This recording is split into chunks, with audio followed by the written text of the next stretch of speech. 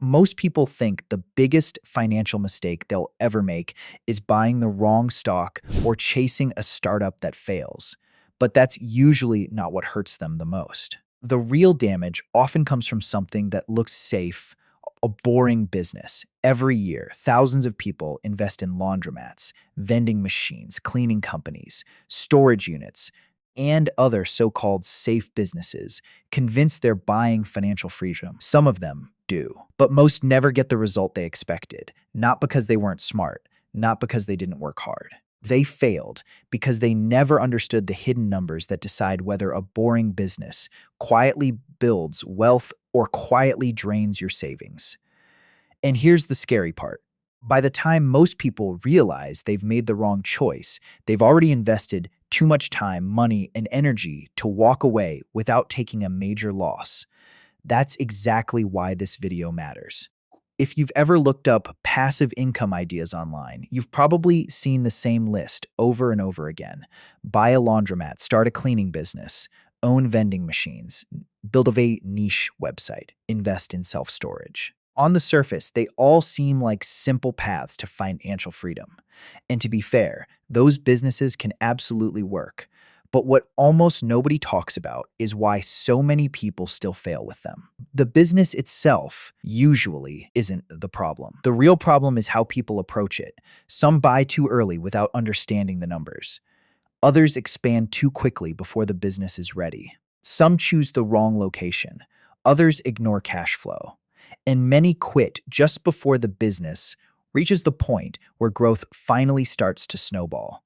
You rarely hear about the laundromat owner who invested over $120,000 only to watch months of profit disappear because of one major equipment failure, or the cleaning business owner who gave up just weeks before referrals would have doubled the company's income, or the website owner who quit after reaching $800 a month, never realizing they were only a short distance away from a full-time income. The difference between a boring business that changes your life and one that slowly drains your savings usually isn't luck. It's understanding the numbers, the psychology, and the decision-making process before you invest your first dollar. By the end of this video, you'll know which boring businesses are actually worth your time, which ones deserve extra caution, and a simple 5-step framework that can help you avoid the mistakes that cost other people years of progress. Before we talk about which snow boring businesses are worth your money, there's something you need to understand. Most people think they fail because they picked the wrong business. In reality, they fail because they picked it for the wrong reason. Think about what usually happens. Someone spends months or even years trying to build something exciting. A Shopify store, a SaaS product, a personal brand. It doesn't work. They lose money, waste time, and eventually burn out. Then one day, they see someone making $12,000 a month from a cleaning business or $16,000 a month from vending machines. Suddenly, boring looks like the answer. They tell themselves, maybe I don't need something exciting. Maybe simple is better. So they jump in, but they bring the exact same mindset with them. They're still impatient.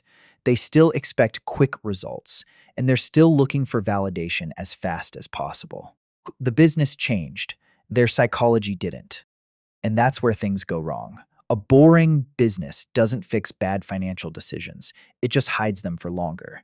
Instead of losing $10, 0, 0 in a failed online business within a few months, you slowly lose $20,000 over the next year, convincing yourself things will eventually improve. That's why the first lesson is simple. Boring doesn't mean safe. A business with weak cash flow or poor economics isn't a safe investment. It's a slow leak. At first, you barely notice it. Every month feels manageable. You keep telling yourself next month will be better.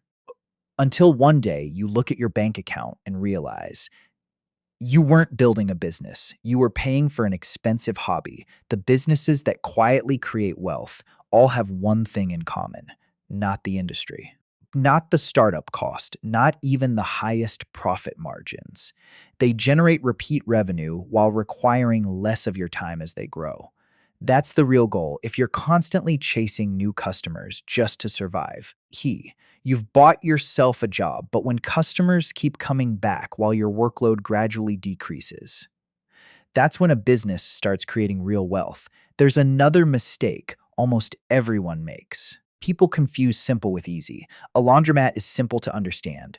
People pay, machines run, money comes in, sounds easy.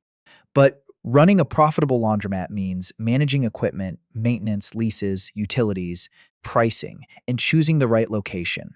None of that is easy. It's learnable, but it isn't effortless, and that's exactly why so many people fail. Not because the business is bad, but is because they underestimate what it actually takes to make it work. So before choosing any boring business, you need to understand the numbers that separate a business that builds wealth from one that simply keeps you busy, because those numbers are far more important than the business itself. One of the biggest problems with passive income content is that it gives you motivation, but almost never gives you the math. And without the numbers, motivation can become an expensive mistake.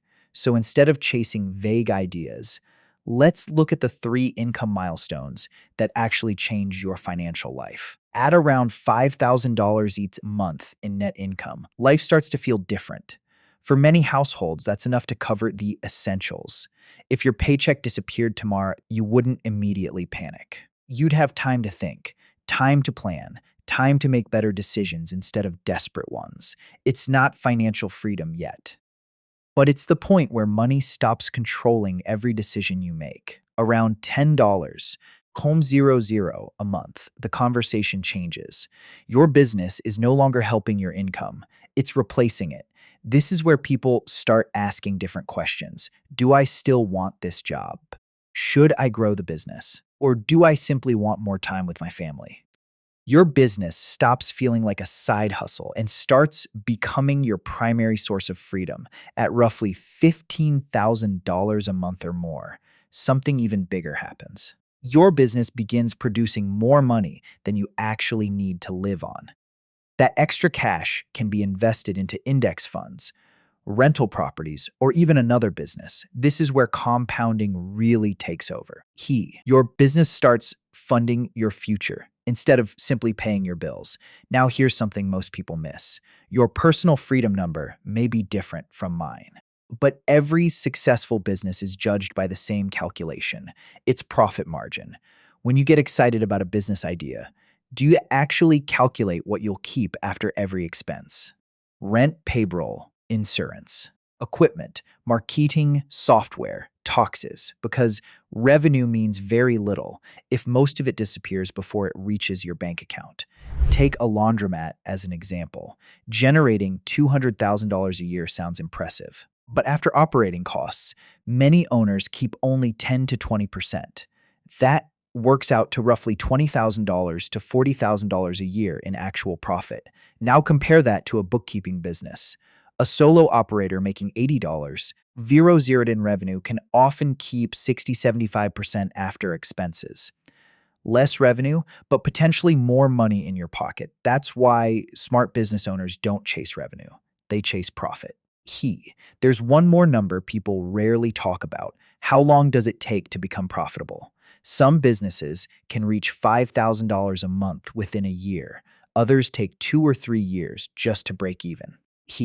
That difference isn't small. It can determine whether you stay motivated or run out of money before success ever arrives. The best boring businesses usually have 3 things in common. They can realistically reach around $5,000 a month within the first year. They can be systemized as they grow, and they don't require you to constantly pour your own money into keeping them alive. Those businesses do exist. We'll look at them in the next chapter. But before we do, there's one final obstacle we need to talk about, because even when people choose the right business, and even when the numbers make perfect sense, many still fail, not because of the business, but because of the decisions they make along the way. There's something behavioral finance has been teaching us for years. Yet, Almost nobody in the passive income world talks about it. The biggest risk to your boring business isn't the economy. It isn't the competition. It isn't even your profit margins. It's your own psychology. And I'm not talking about motivation or having the right mindset. I'm talking about real psychological patterns that cause smart, hardworking people to make expensive business decisions without realizing it. The first one is survivorship bias. You've probably seen videos about the laundromat owner making $12,000 a month, or someone earning $16,000 a month from vending machines. Maybe you've even read about a cleaning business owner who retired before 40. Those stories are real, but they're only part of the picture. What you don't see are the laundromats that closed within a year, vending machine owners who spent thousands placing machines in poor locations before giving up, or the cleaning businesses that lost a few major clients and never recovered. Those stories rarely go viral, but they happen every single day, and that's why relying only on success stories is dangerous. You're making decisions based on highlights, not reality. So before choosing any business, spend just as much time studying the people who failed as the people who succeeded. Their mistakes will often teach you more than someone else's success ever will. The second trap is what I call the operator trap. Almost everyone starts a boring business imagining passive income. They picture checking a dashboard, watching money come in, and enjoying more freedom. Reality looks very different. You're answering customer calls, covering employee shifts, handling bookkeeping, managing marketing, solving problems every single day. Instead of owning a business, the business starts owning you. And here's the frustrating part. The business might actually be profitable, but you've built yourself another full-time job. That's why successful owners build systems from the beginning. Their goal isn't just to make money. It's to make the business less dependent on them over time. The final trap is sunk cost bias. Imagine you've invested $18,000 into a business. The first few months are disappointing. You tell yourself it's normal. Months pass, nothing really changes, but now you've invested too much money and too much time to comfortably walk away. So you keep going, not because the business is working, but because admitting the loss feels even worse. This is one of the strongest biases in human psychology, and that keeps people trapped in businesses that stopped making sense months ago. The best way to avoid it is surprisingly simple. Before you invest a single dollar, decide exactly what success should look like. Set a measurable checkpoint. For example, if this business hasn't reached $2,000 a month in net profit within 10 months, I'll stop and objectively decide whether to improve it, pivot, or walk away, not based on hope, based on numbers. Because successful business owners don't make emotional decisions, they make informed ones. Here's something most passive income videos never tell you. A boring business isn't what gives you freedom, and that one idea changes everything. Every boring business has a point where it stops feeling like a constant grind and starts behaving like a system. Below that point, every new customer, every sale, and every dollar of growth depends on your effort. Above it, the business begins creating momentum on its own. That's where real freedom starts. The problem is, most people quit just 2 or 3 months before reaching that point. Not because the business is failing, because our brains are terrible at recognizing early-stage compounding. We expect progress to happen in a straight line. Real businesses don't grow that way. They stay flat for a while, then suddenly begin accelerating. The people who quit during the stage never experience what comes next. Let's start with service businesses: cleaning, bookkeeping, lawn care, pest control. Until you reach around 30 recurring clients, every customer feels critical. Lose one, and your income takes a noticeable hit. You're constantly chasing new business just to stay afloat. But once you cross that threshold, something changes. Referrals become more consistent. Losing one customer no longer feels like a disaster. And you finally generate enough income to hire your first employee. That's the point where the business slowly becomes less dependent on you. Many people quit with 18 or 20 clients. never realizing they were only a few customers away from a completely different business. Digital businesses have their own threshold, whether it's a niche website, local lead generation, or content licensing. Around $3, 0 Ziza a month, things begin to change. Before that, every dollar usually requires more content, more outreach, or more optimization. But after that point, search traffic starts growing on its own. Older content keeps attracting visitors. Affiliate income becomes more predictable. Instead of working harder for every dollar, your previous work keeps producing results. That's why someone who quits at $800 a month may not actually be failing. They may simply be walking away too early. Physical asset businesses work the same way. Think about vending machines or ATMs. Owning 3 or 4 machines usually creates another job. You're handling maintenance, retocking inventory, fixing problems yourself. But once you reach roughly 10 to 15 units, the economics change. Now, hiring someone to manage daily operations actually makes financial sense. Your role shifts from operator to owner, and that's when the business starts feeling like passive income. Here's the pattern all 3 businesses share. Most people don't fail because they chose the wrong business. They fail because they quit before reaching the point where the business finally starts working the way it was designed to. Behavioral economists call this hyperbolic discounting. In simple terms, we value today's discomfort far more than tomorrow's reward. The daily work feels real. The future payoff feels uncertain. So we give up, not because the opportunity wasn't there, but because we couldn't see it yet. That's why every business needs a clear target before you even begin, not a vague dream, a measurable milestone. If you're building a service business, commit to reaching 30 recurring clients before deciding whether it's worth continuing. If you're building a digital business, commit to reaching $3,000 a month before judging its long-term potential. If you're building a physical asset business, aim for at least 10 operational units before deciding whether the model actually works. Those numbers remove emotion from the decision. They force you to evaluate reality instead of acting on frustration. Because in the end, you're not building a boring business. You're building a system. And systems don't care whether they're exciting. They care whether the numbers work. When the numbers work, the freedom that follows is anything but boring. Let's bring everything together. The biggest lesson from this video is simple. A boring business won't make you financially free on its own. The right business, with the right numbers and the right system, will. A business with poor margins, no clear plan, and no exit strategy can quietly drain your savings for years. But a business with healthy profits, repeat customers, and a realistic growth plan can become one of the most reliable ways to build long-term wealth. By now, you know something most people don't. Revenue isn't the goal. Profit is. You've seen why psychology matters just as much as strategy, why most people quit before their business reaches its real turning point, and why every business needs a clear threshold before you decide whether it's working or not.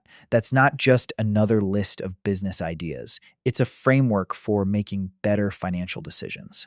Key. If this video helped you see boring businesses in a different way, I'd really appreciate it if you hit the like button. It helps this video reach more people who are trying to build real financial freedom instead of chasing shortcuts. And if you're not subscribed yet, consider subscribing. Every week, I share practical, no fluff lessons about money, investing, and building wealth using real numbers, not hype. I'd also love to hear from you. Which business interests you the most? A service business, a digital business, or a physical asset business? Leave a comment below. I read everyone, and your feedback helps shape future videos. And if you're serious about building wealth, don't stop here.